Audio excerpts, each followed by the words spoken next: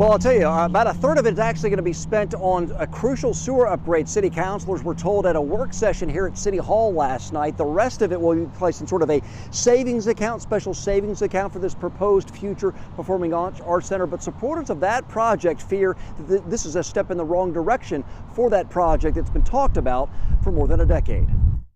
For years, Hoover resident Tracy Dismukes and her family have driven half an hour to see shows at the BJCC. That's why she and others feel Alabama's sixth largest city deserves its own performing arts center. We go and we spend money on restaurants there. We pay to park. We pay for the actual experience. And that money should be in Hoover. Why not? Then in 2023, the city announced a $93 million bond deal, $61 million for a new Exit 9 off I-459, $15 million in Hoover Med improvements, and $17 million to build a performing arts center. How hopeful were you?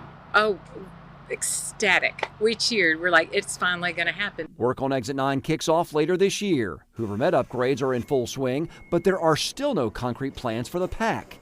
Now the city is running out of time.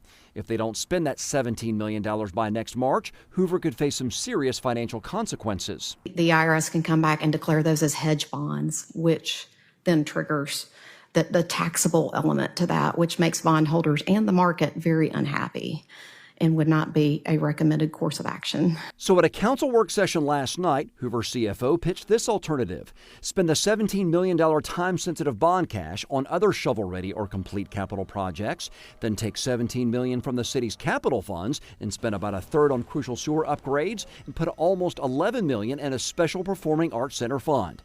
But Dismukes fears that move puts her dream further from reality. It's going to take $40 to $50 million to build a facility that our city would be proud of, and now I feel like we're just starting over. Now the bond funding changes will actually be up for a vote by the full city council at their meeting here at City Hall on Monday at 6 o'clock. And Dismukes is encouraging all Performing Arts Center supporters to be here to make sure their voice is heard. Live in Hoover, John Papke, WVTM 13.